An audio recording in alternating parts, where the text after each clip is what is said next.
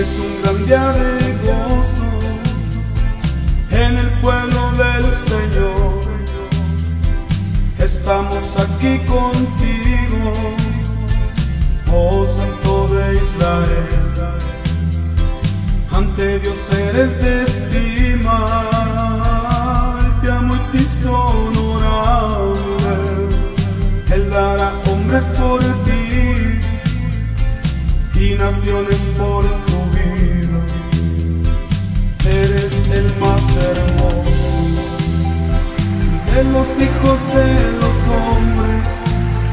La gracia derramó en tus labios, por tanto Dios te ha bendecido y te amamos.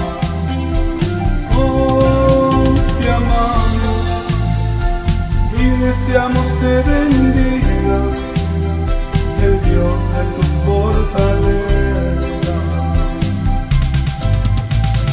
Cuando pases por las aguas, Dios siempre estará en ti.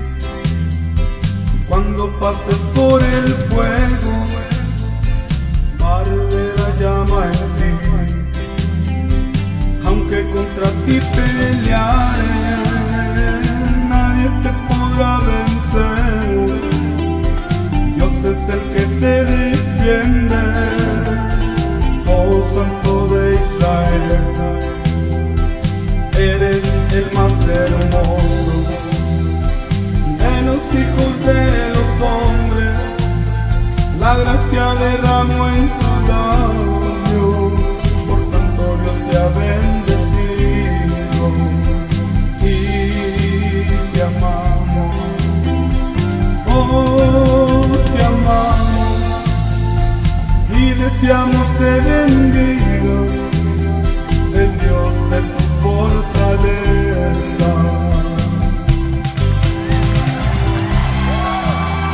Honor a quien honor merece. Bueno, pues cada uno de ustedes, mis hermanos, que tengan un buen tiempo en el Señor. Estoy realizando una parte más referente a lo que es la iglesia, en cuanto a lo que es lo que practicamos como creyentes, lo que hacemos para el Señor como creyentes que somos, cómo debemos de reconocer a Dios en todas las cosas que hacemos y cómo debe Dios también de reconocer lo que hacemos para Él, pero no sin antes haber conquistado la parte importante que es o que somos como iglesia. Dios desea, hermanos, que la iglesia exprese la victoria de Cristo. Dios desea que así se haga. Dios salvó al hombre para liberarlo de la carne. El pecado que empezó a morar en el hombre a través de esa tremenda caída, ¿verdad? Ahora, ¿librarnos de cuál carne? Pues de la carne que se encuentra en el mundo y que Satanás en el mundo pues logra hacer muchos estragos, logra penetrar en muchas áreas donde nosotros le permitimos, porque Él el poder no lo tiene. Nosotros somos los que le autorizamos en ocasiones el poder y nos quedamos muy atrás en cuanto a eso, ¿verdad? Pero el deseo, mejor dicho, el Señor lo que desea de nosotros es que nosotros comprendamos que el mundo, que la tierra del yo, de la carne y de Satanás, que nosotros nos encarguemos de liberarnos, no solamente del ataque directo que procede de Satanás hacia nosotros por medio de la carne, debilitándonos a nosotros en lo que es lo espiritual, ¿verdad? Sino que también podamos nosotros alcanzar un nivel mejor en cuanto a lo que es el espíritu y rechazar completamente el sistema del mundo, ¿sí? Y de las concupiscencias de la carne. Hablando en tema anterior, tocaba el tema de los tres enemigos, ¿verdad? Que son la carne, ¿verdad? Egipto, o sea, otro enemigo, y el otro enemigo es el mundo. Entonces, tenemos tres enemigos, y el enemigo que está en el mundo, pues sabemos que es Satanás, y la carne es la que debiese superar las cosas en cuanto a un nivel espiritual, pero necesitamos prepararnos de esa manera.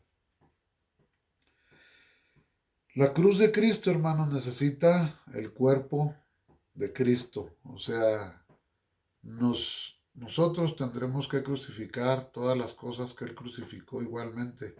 No en la manera de ponernos a estar en una cruz literalmente, pero sí entender que el Señor dijo, todo aquel que lleva mi cruz, ¿verdad?, es digno de mí. El Señor nos ha enseñado que por este mundo tendremos aflicciones, no estamos exentos de eso, pero lo que sí podemos estar más conscientes es de que nosotros no vamos a depender de las cosas que ofrece el mundo, sino de las cosas que Dios tiene para nosotros. Si un pecador acepta la cruz de manera objetiva como un hecho cumplido, entonces él recibirá el beneficio. Pero si la acepta de manera subjetiva, dejando que opere en él, será Dios quien se beneficie de la cruz de Cristo, ¿sí? Entonces, así como un cuchillo corta a un lado lo que pertenece a la vieja creación, mientras que su resurrección nos conduce a un nuevo comienzo. La victoria de Cristo se ve primero en la crucifixión, ¿sí? Pues la cual puso fin a la antigua creación. Ahora la resurrección, que trae un nuevo comienzo, y la ascensión, la cual le da la posición de victoria. Nosotros a veces no entendemos por qué muchas cosas de las que están escritas en su palabra nosotros no las llevamos a cabo. No nos damos cuenta a veces que estamos perdiendo el tiempo en cosas efímeras, cosas que no nos ayudan. Acuérdese que la voluntad de Dios es llevarnos a una vida eterna con Él, que estemos con Él. Pero, ¿de qué manera podemos hacer esto? ¿Sí? La iglesia expresa la victoria que Cristo obtuvo en la cruz, en su muerte y su resurrección y ascensión. Ahora, la cruz debe estar erigida en el centro de nuestra vida, ¿sí? Dios nos da de su responsabilidad para que nosotros permitamos que la cruz corte aquella parte de la vieja creación de la cual estamos conscientes, pero desea que nos preocupemos por la parte de la antigua creación que desconocemos. Si el fracaso de la iglesia se halla en la tierra si la iglesia se halla en la tierra con el fin de mantener la victoria que Cristo obtuvo en la cruz y para atar a Satanás en cada localidad como el Señor lo ató en el Calvario, pues el Señor condenó en la cruz a Satanás en su conformidad con la ley, y ahora Dios desea que la iglesia ejecute este juicio en la tierra. Satanás sabe que la iglesia ocasionará su derrota, y por eso la persigue y trata de engañarla con sus estratagemas. Él es homicida y mentiroso. Ahora la iglesia no le teme a su semblante enojado, sino a su cara sonriente. Ahora, a eso es a lo que le tememos. Satanás, cuando se está riendo de nosotros, es porque él tiene algo que sabe que ha logrado de nosotros. Muchas personas, cuando logramos algo de alguien, ¿qué pasa? Nos reímos. A veces decimos, ¿cómo puede esta persona creer que va a dominarme a mí? Y esas son las cosas que te llevan a que te sonrías porque te sientes seguro y capaz. Bueno, pues Satanás muchas veces por eso se ríe, no está enojado, sino que está burlándose de nosotros y diciendo, pues he logrado he logrado convencerte en algunas áreas y ahora pues no me queda mucho por hacer, sino que solo continuar con mi obra en ti para destruirte. Ahora, los hechos de los apóstoles narran la manera en que la iglesia pasó de muerte a vida. Dios usó el ataque de Satanás para exhibir la victoria de Cristo. Ahora, sin embargo, la iglesia se fue degradando lentamente porque la mentira de Satanás, así como Ananías y Zafira le mintieron al Espíritu, la codicia de Simón, la abominación de los hermanos falsos, la preocupación por sus intereses personales y el hecho de que ellos, y de muchos, no nomás, abandonaron a Pablo cuando estuvo en la cárcel. Esto es una muestra de cómo cuando nosotros nos ponemos en un plan diferente, estamos dejando de lado todas las bendiciones, incluyendo a nuestros hermanos en la fe. Muchos hermanos en la fe no están fuertes. Y no están fuertes porque les falta, vamos a decirlo, como al ser humano, las vitaminas, la comida, el alimento, lo que ayuda a fortalecer nuestra vida. Si nosotros no ponemos la parte importante para nosotros y nosotros levantarnos y agarrar esa vitamina que es la fe, amén. Si no agarramos eso, entonces ¿cómo vamos a superar las áreas que vienen detrás? O sea, no tenemos ni las fuerzas siquiera para luchar contra esas cosas. Entonces necesitamos claramente proveernos de la fe y evitar que todas las cosas que no vienen de ahí, evitarlas. ¿Por qué? Porque eso es lo que a veces nos lleva a otras circunstancias, el no estar seguros, confiados, el no depender directamente de la obra que Dios está haciendo en nosotros. Y después de que la iglesia fracasó, Dios buscó en ella un remanente para que fuesen vencedores. Qué tremendo, hermanos. Después de que la iglesia fracasó, ¿sí? Dice que Dios buscó en ella un remanente para que fuesen vencedores. Y lo hay. Hay ese remanente. Ahora, quienes habían de llevar la responsabilidad que la iglesia debió haber tomado y no lo hizo. Ahora, Dios desea un pequeño grupo de fieles en representación de la iglesia para que aquellos mantengan la victoria de Cristo. En las 7 eras de la iglesia, Dios llama a personas a vencer. La estirpe de vencedores nunca ha dejado de existir. Los vencedores no son personas especiales. Los vencedores que Dios busca son un grupo de personas que se unen incondicionalmente al propósito original de Dios.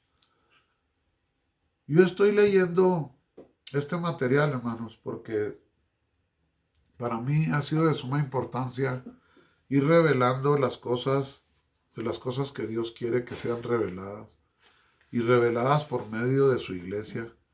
¿Por qué? Porque Dios tiene un plan tan lindo, tan perfecto, que si nosotros nos enfocamos en él, hermano, nosotros vamos a llevar una victoria más grande todavía. ¿Sabe cuál es la victoria? Pues que un día vamos a estar en su reino, vamos a estar participando en el reino del Señor. Esto no es una promesa falsa. Dios no hace promesas por hacerlas. Él hace las promesas y las cumple.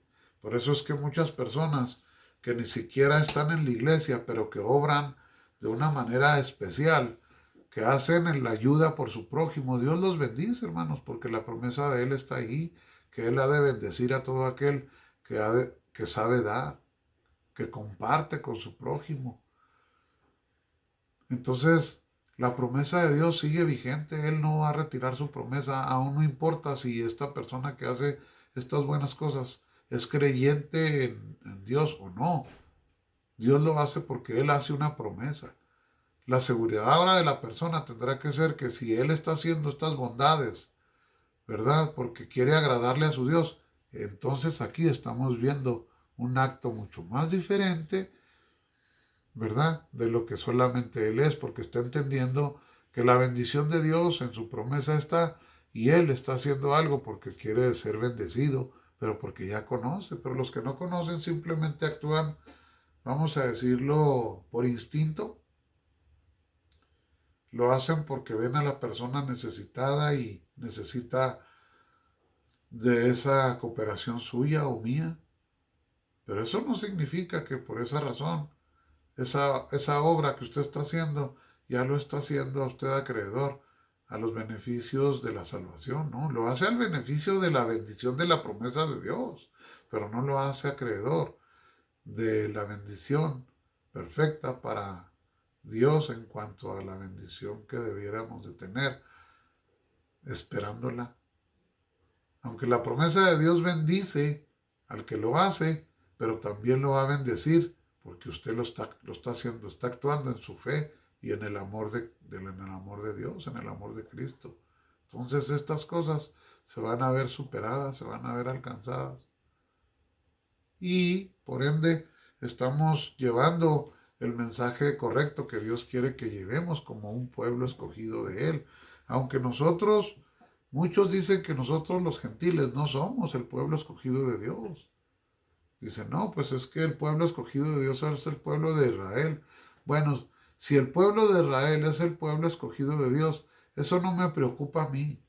Lo que me preocupa a mí es ser parte del cuerpo y la iglesia que se ha formado para un servicio hacia Dios. Y lo demás, eso lo tiene en control el Señor. Porque si yo quiero pertenecer a Dios y a la bendición de Dios, sea como pueblo, sea como gentil, el Señor nos ha llamado a hacer la buena obra, a llevar el Evangelio, a compartir la palabra de Dios y ayudar a aquellos que tienen necesidad. No toda la gente tiene necesidad económica, muchos tienen necesidad espiritual y necesidad moral. La necesidad espiritual, ¿verdad? Es una y la necesidad moral acompaña a la necesidad espiritual. Por eso es que necesitamos que estar ocupados, mantenernos fieles haciendo la verdadera obra que a Dios quiere y que a Dios le place, que a Él le gusta que hagamos. Cómo nos va a reconocer el Señor un día si nosotros no estamos haciendo la voluntad de Él? Oiga bien, la voluntad de Él. Y una voluntad no es algo por fuerza, es voluntario. Por eso dice la voluntad de Dios. No, el pueblo de Israel no hizo la voluntad de Dios. No caprichos, caprichos son diferentes. Capricho es algo que tú quieres a costa de lo que sea. No, voluntad es algo que se hace así, como dice la palabra, voluntariamente. Yo no estoy forzado a nada, ni forzamos a nadie tampoco. Estamos actuando en un orden espiritual, en un orden físico y moral para poder conducirnos a las personas. ¿Cómo puede dar un doctor un medicamento a un paciente enfermo si no sabe realmente cuál es su dolor ni su queja? Simplemente hay que examinar primero al paciente para saber qué es lo que está ocurriendo en su cuerpo para que pueda atacar verdaderamente el daño o el mal o la enfermedad que está atacando al cuerpo. Es por eso que un médico pues tiene que consultar primero a su paciente. Y nosotros tenemos que hacer primero una consulta a nuestros semejantes para poder darnos cuenta cuál es la necesidad y en qué momento vamos a trabajar. Ahora, la oración es un asunto perfecto para Dios, porque de ahí se abren y se desprenden muchas bendiciones, pero eso es otro tema que podremos tratar un poco más adelante. Solo quiero decirle que en la Biblia vemos que cuando Dios desea hacer algo, primero escoge un pueblo, o sea, un remanente, y luego extiende el logro de este al resto del pueblo. Porque los anales de la era de los patriarcas prueban la validez de este principio, ¿sí? En esos días Dios escogió hombres de varias partes. Hubo hombres como Abel, Enoc, Noé y Abraham. Y de Abraham, la crónica bíblica pasa a los israelitas, de los patriarcas en la ley y de la dispensación de la ley que pasa a la dispensación de la gracia. Hermanos, hay mucho más que decir y que comentar. Todos estos temas son interesantes para los que quieren buscar y ser bendecidos de la palabra de Dios. Yo simplemente soy una persona que lleva el Evangelio y que quiero hacer la voluntad de Dios, la voluntad. Quiero mantenerme ahí, quiero seguir siendo fiel. La pareja que formé con mi esposa, pues hemos sido fieles, tanto ella como yo, y nos mantenemos ahí. Y la victoria la seguimos logrando, la seguimos también compartiendo nuestras victorias, compartiendo con otros y ayudándoles, ¿verdad? Que las victorias que nosotros hemos tenido, ellos también las superen como nosotros las hemos superado. El enemigo sigue tratando de impedir que la obra se haga, pero acuérdense que ese remanente pequeño que Dios ha levantado, entre ese remanente pequeño me siento yo. Siento que soy parte de ese remanente, porque aunque sea un remanente pequeño y no un remanente muy grande que solo gasta su tiempo y sus fuerzas tratando de impresionar o tratando de llevar algo que no convence al mundo, bueno, pues el Señor tiene un remanente pequeño. Y ese remanente pequeño lo tenemos que formar usted y yo, lo tenemos que formar los que nos rodean, que aman a Dios como lo amamos nosotros. Así es de que Dios me los bendiga y pues bueno, ¿qué les puedo decir? Hasta la próxima, que podamos estar en contacto con ustedes a través de estas redes sociales. Dios los bendiga y pues yo no he puesto un suscríbete ni tampoco he puesto una campanita para que yo envíe los mensajes a ustedes. No lo he hecho, pero en realidad próximamente lo voy a hacer porque todas aquellas personas que quieren seguir recibiendo el mensaje y el consejo de la palabra, pero ese consejo real, ese consejo verdadero, ese consejo que edifique, eso es lo que necesitamos. Que Dios me los bendiga a cada uno de ustedes, los amamos en el Señor y que a todos aquellos que están luchando por salir adelante, que Dios les siga concediendo de fuerza y vitalidad en el Señor a través de su Espíritu Santo. Dios me los bendiga, hermanos. Hasta pronto.